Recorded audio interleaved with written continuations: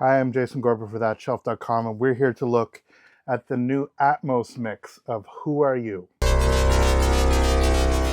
Big shelf. So I've mentioned this before. I'm a giant Who fan. Um, in some ways, a bigger Who fan than a Beatles fan. Pete just speaks to me on real deep levels. Incredible guitarist, one of my favorite guitarists of all time. Just an amazing assemblage. Entwistle's incredible bass playing, Daltrey's ridiculous vocalization, and Keith Moon's thunderous drums. You basically have Pete being the ultimate true rhythmic guitarist, sort of laying down the foundation, allowing the bass to go wherever the hell it wants, and Keith just to be falling down the stairs continuously. Who Are You is the last record that Keith actually participated in.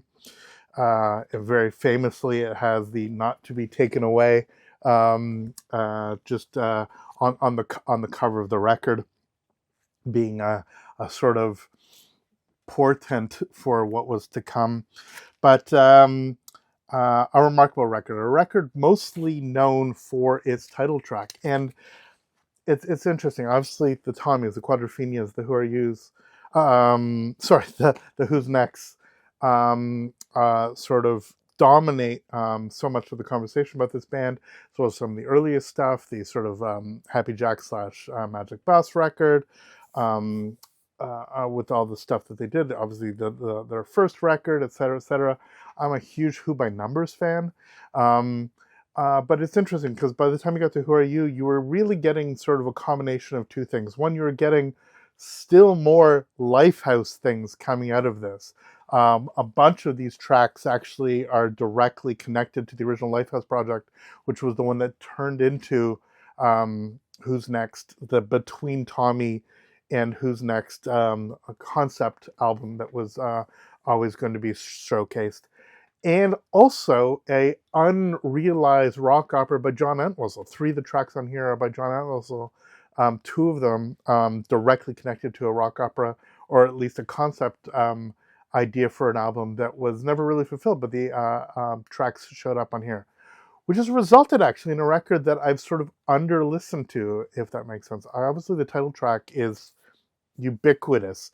It is defining track of the band in so many ways, and one that you hear continuously on radio or otherwise showing up.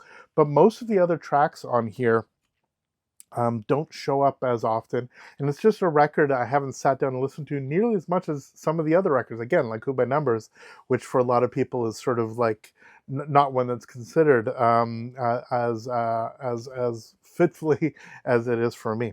So one of the great things about having these kind of re-releases is it forces you, in the best of ways, encourages you to sort of go back over a record that maybe you thought you knew, but you're going to hear it in a different way. And nothing says hearing something like in a different way than a sympathetic and really remarkable surround mix, an Atmos mix from Steven Wilson. Now, for those of you familiar with the channel, they no doubt know who Steven Wilson is, the lead of Porcupine Tree, among other things. But he's sort of living a dream for many of us, that he's getting access in the deepest way, the multi-tracks, the stems of some of his favorite records and some of our favorite records, some of his childhood favorites, and has been able to reimagine them, either by 2-channel remixes, the way that he's done from everybody from Yes to Jethro Tull to whomever. A lot of prog, a lot of classic rock, a lot of stuff like that. XTC, he did a bunch of stuff. But also to do either 5/1 mixes or Atmos mixes, which is what he's been doing of late. And this Atmos mix is fantastic. In fact, this release is fantastic. I celebrate this. But before we go there, I want to talk about sort of the 2-channel, the original mix. This is actually the only one I have. This is the Classic Records pressing.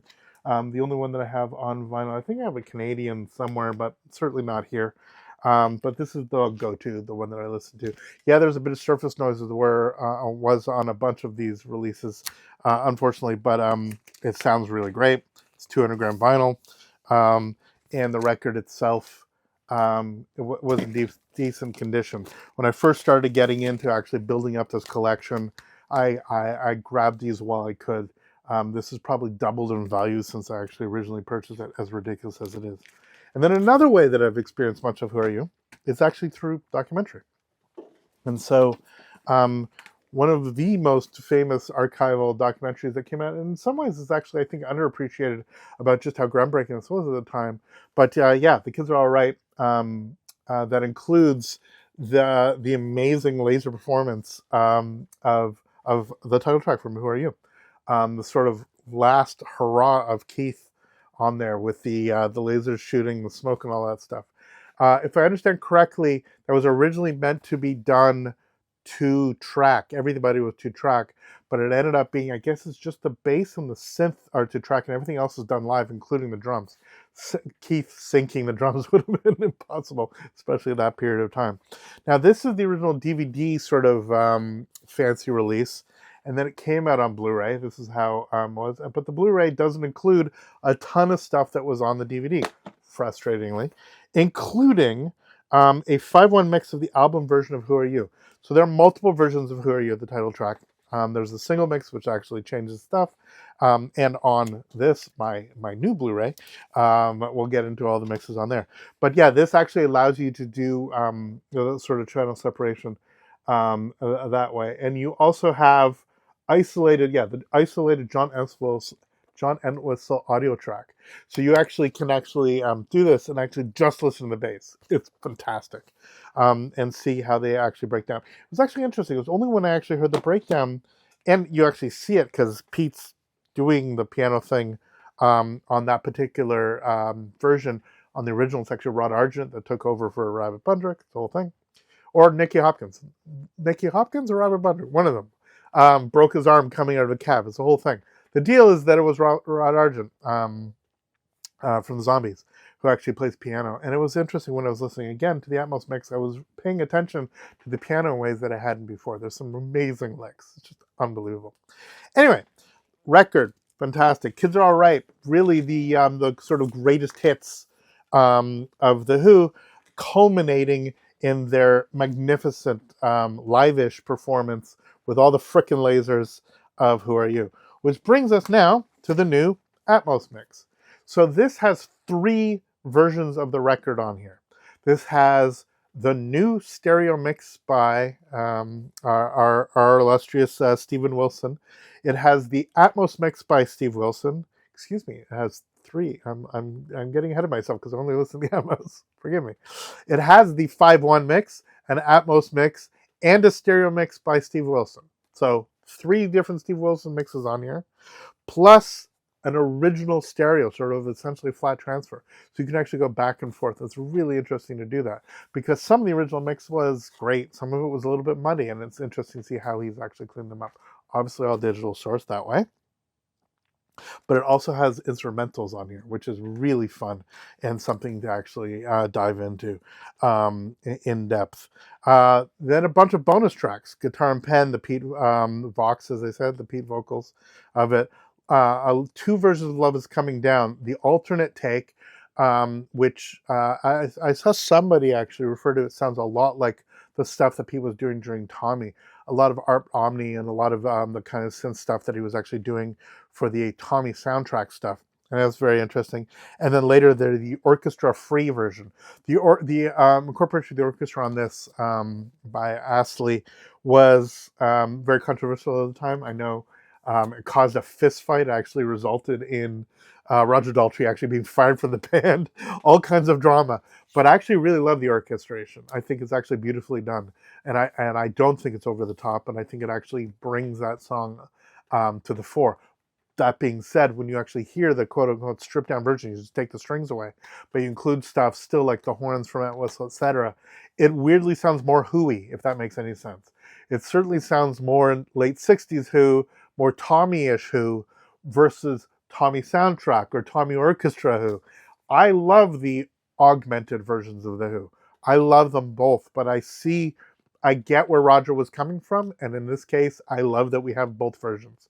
It's as simple as that. The joy of this kind of release. Then going back, we have the Who Are You, the lost verse. There's an actual extra verse that they actually sing in the middle there. They have the new song with Pete singing, and which is the opening track on this, very lighthousey. and it's interesting because Roger does a great job in that, but that is one track that I think maybe Pete's voice would have been the preferred. We'll see. We have them both. Not in surround. All the bonus tracks are only in stereo, but they sound great. Again, Had Enough and Love Is Coming Down with the orchestra free. And then this one's the most interesting. This one I hadn't heard, which is the Who Are You with Pete singing it. And there's a good example of, I love Pete's voice. I love everything he does. Roger makes this song. And so many things, you hear sort of what the song could have been if it was just sort of left alone and then they didn't do anything with it. And if you contrast that with the finished version is so superior. First of all, the drums are insanely better in the finished version. You can really hear how Keith is struggling just to find the groove. And Pete sort of putting on a sort of affected voice, overly thick accent, doesn't really work. Seems a little too jokey. And it lacks the power, the punch in the throat that Roger can actually have on it. It's freakishly great to hear. And yet, as the contrast is like, oh, this is where it could have been, but it's like a deleted scene that you're happy they deleted, but I'm also happy I get to see. So I got this as part of the SD Surround series, Super Deluxe Edition, imported from UK. This was part of the giant box set. This wasn't a record that I bought the giant box set for, like I have for the others, because gotta make a call somewhere. But this for me is, I'm either going to listen to it in 2-channel on the existing record I have or on this. And this, I'm highly unlikely to sort of choose the stereo version if I'm listening to it digitally. That's just how it's going to roll. So it comes with this sort of outer, the collectible outer, and then the disc itself has its own specific barcode on it. And then, yeah, it's just the Blu-ray on here, and it works with the Atmos system. The inside, very simple, the high fidelity pure audio, and then the booklet itself, including Matt Kent's essay, different elements in here to sort of break down the recording and all those elements, and then a little thing about from Stephen Wilson. My approach to remixing classic albums is to nearly always be as faithful as possible to the original stereo mix, with a view to then breaking the mix into 5.1 in Atmos, whilst hopefully finding a bit more clarity along the way. That's what he did. So this is one that I not only listened to in Atmos, but I actually did the thing that I broke down in other vids. If you actually watch the Doors video on here, I actually put some of the just the Atmos only tracks up. Please subscribe, follow us, ring that bell, and you'll actually see that stuff. Anyway, I didn't do that with this because the Atmos mix incorporates so many elements of the actual sort of bed layer that it no doubt would have been blocked for copyright by our friends on YouTube. Nonetheless, just take the title track, take Who Are You, and listen to the Atmos only. You're basically getting the background vocals a lot of times in here. And what's wild is you actually hear the mistakes. I kind of love that. There's actually a point, I think it's, I guess, the second last time they do the chorus, the repetitive who part. I believe it's not Keith. One of them anyway comes in early. I think it's John, who just doesn't come in early. Sorry, does one more Who Are You. It's like it's a repeated thing, and then you just think, and then you sort of hear the mistake. I love that it's buried in the mix. Towards the end, the fuzz bass actually comes from the rear Atmos speakers, just totally filling the space. The acoustic guitar actually does a 180 sort of behind you. Is where I do it. It's one of the more sort of showy and obnoxious mixes in a best of way that Steve Wilson does for this. And you can actually hear it. You can hear it with the clarity. It's fantastic. The mix is really robust, really thorough, and done with a great amount of richness, but it really opens up some of these tracks. That being said, switching to the 2-channel, I think it's a fantastic new mix. I think that he did a really sympathetic job of keeping the stuff there. So on my system, I have pretty good spatialization. The soundstage with 2-channel is remarkable, and it's always funny for me to be listening to full Atmos. I got 15 speakers here going crazy and all that stuff, and I hear stuff from all over the place, and I listen to a stereo, and I'm hearing some of those same elements, but because the 2-channel mix is so good, I'm hearing those elements just coming from 2 speakers. And that's why I get it, why a lot of people who are stereo aficionados are like, why would I need surround?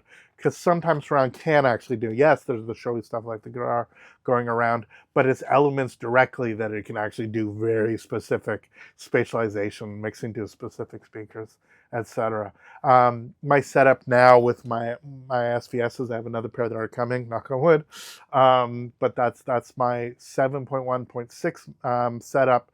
This particular mix actually with my Anthem allows it to actually fill all 6 speakers. It's going from rear to center to front of the Atmos mix for both left and right doing the track. And you see that I'm pointing here, sort of, where are we? I'm pointing there because there's a speaker right there.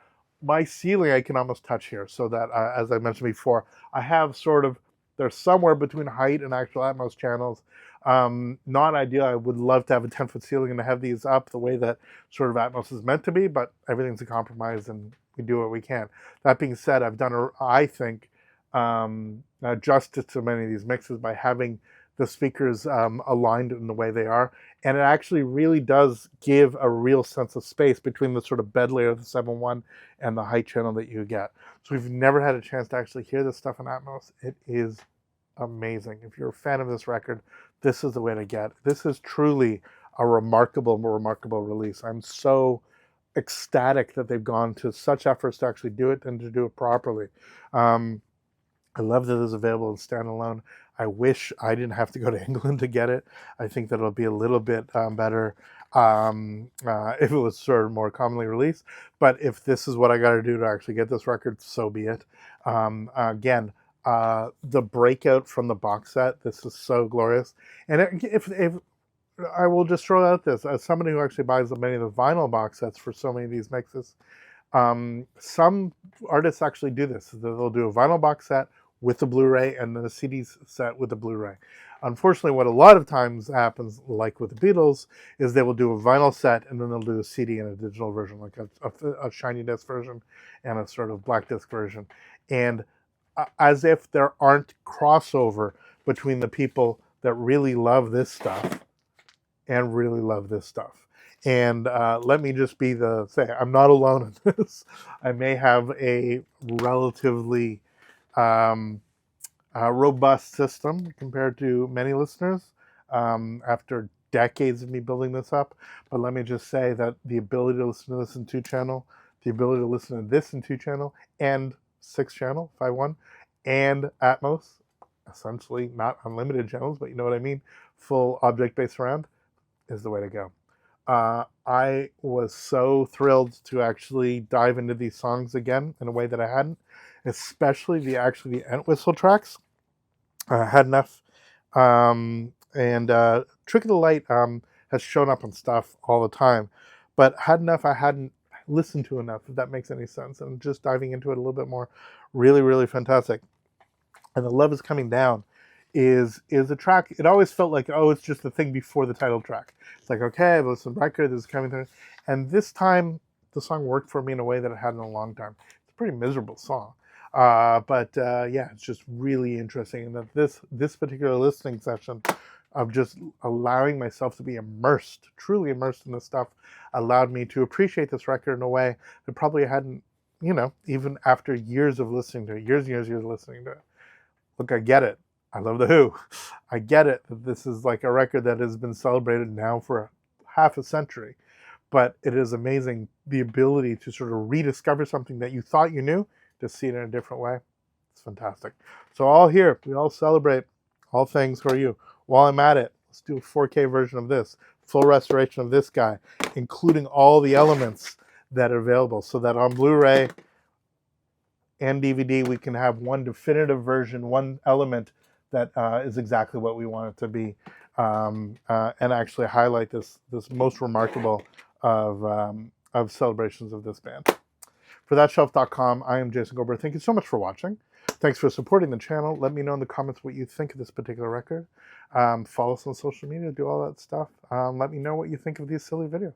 That would mean a lot. I really try to engage as much as I can with the community, and so if you leave a comment, I'll do my best to respond. Anyway, thank you again so much for watching right to the end. We will see you next video. All the best. Take care.